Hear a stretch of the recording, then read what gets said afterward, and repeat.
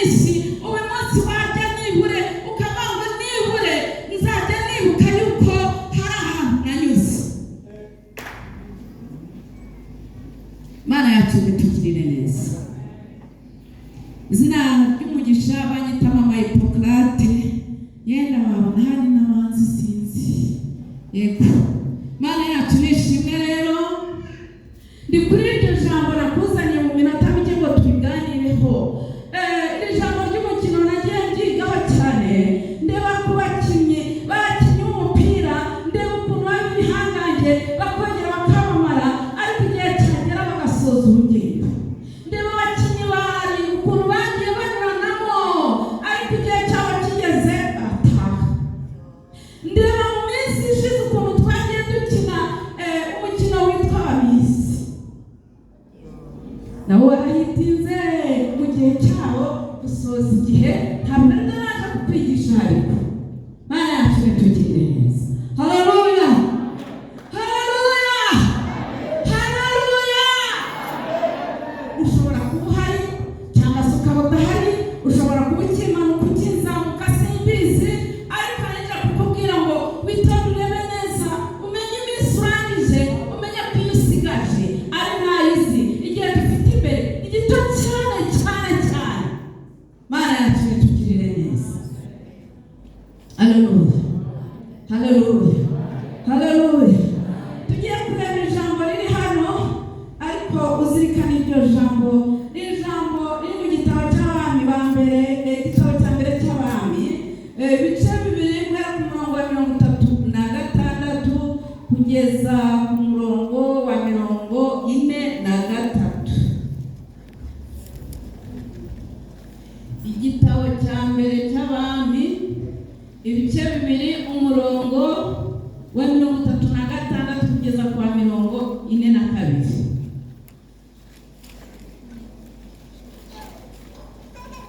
Twagera dusome umutwe w'amagambo uravuga ngo Salomo ahora Shimeyi.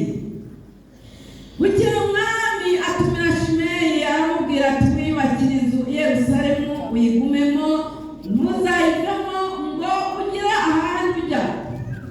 Umunsi wavuyeyo ukambuka akagezi Kidironi uzamenye neza ko utazabura gupfa. Amaraso yawe azaba ari wowe abaho. Shimeyi asubiza umwami ati ibyo umbwiye ni byiza.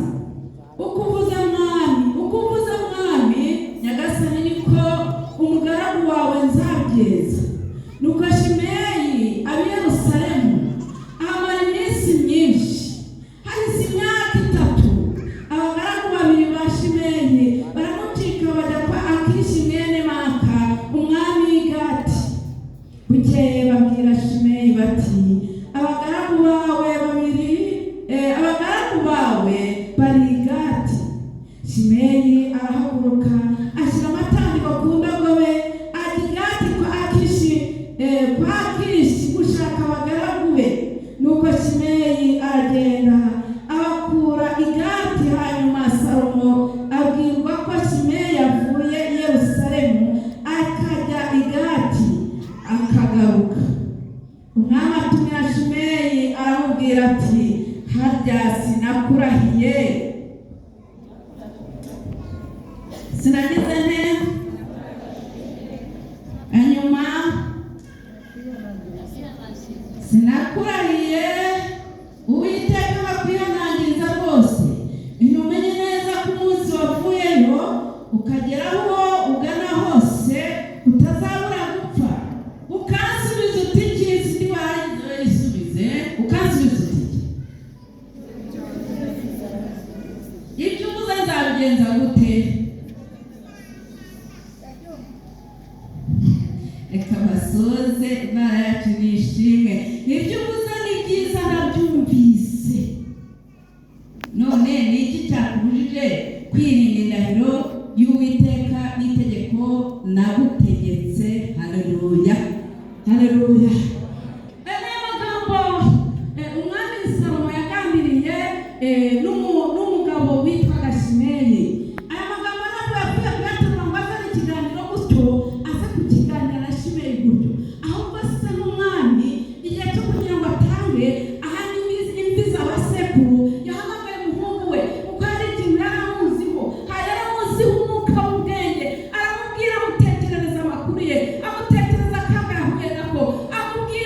amakuba, amubwira ibintu Shimeyi yamukoreye. Ubwo yarahuye n'icyago cyo mu nzu iwe, umuhungu amuhagurukira ageze igihe cyo guhunga. Hanyuma agenda ageze ku mucyamu, Shimeyi atangira gutora ibitaka n'imikungugu, baramutuka yivayo rwose, ariko kora rwose ari kurugutura aramutuka.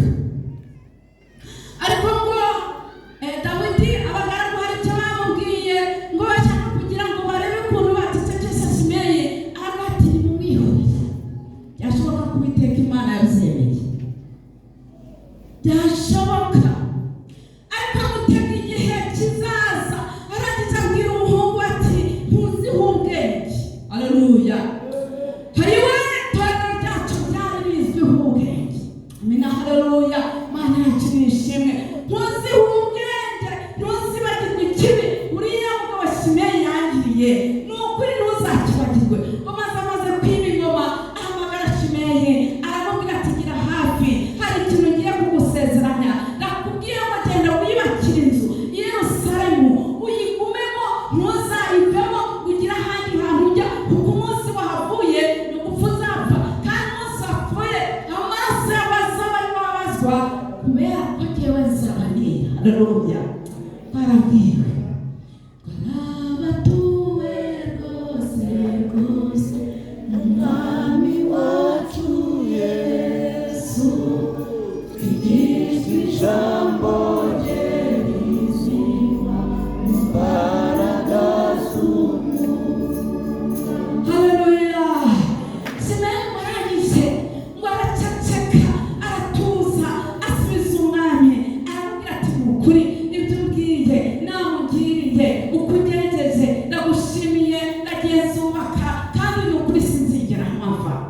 Dukomeje gusoma icyo Bibiliya itubwira ko Shimeyi yaragiye arubaka ngo hamara iminsi myinshi, ariko ngeze hepfo Bibiliya inyereka ko imyaka 3 gusa. Imyaka 3. Haleluya. Imyaka 3 aririmba, imyaka 3 ahanura, imyaka 3 abwiriza, imyaka 3 afite urukundo, imyaka 3 we yarakijijwe neza, kandi itapfa kumukubaganira, asinzira akicura, abyara akabwira abandi ati nabonye gutabara kw'Imana ishobora byose.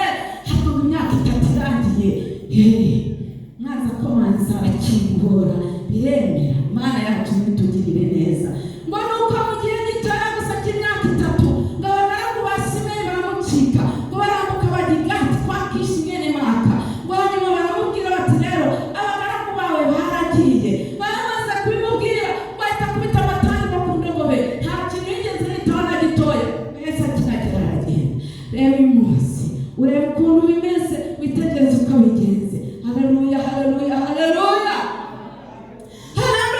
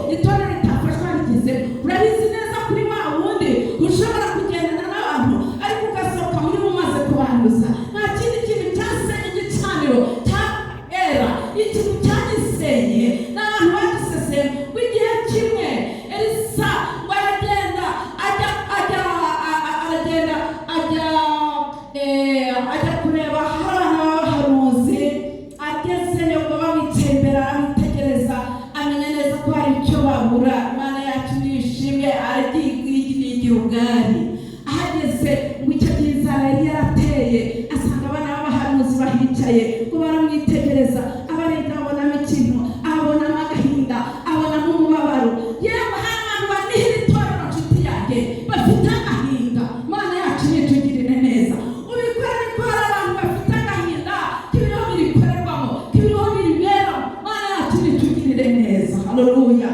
Barangiza babwira umugaragu ati kirimo no ku ziko. Bamaze kubayishyira gutekera imboga abana b'abahanuzi. Ngo umwe muri basohoka ngombo ntabwo bamenye uko agiye. Agenda rutonde rutoya ntabwo bamenye uko bigenze. Baragerageza ku gasozi ahasanga imitanga. Ntabwo yasabye umutanga umwe. Ngo yaretse umwenda. Yaretse umwenda. Asaba imitanga myinshi. Arangije baraza akekagurira mu nkono y'imboga. Yewe nta muntu wamubonye inshuti yanjye. Yabikoze rwihishwa sese.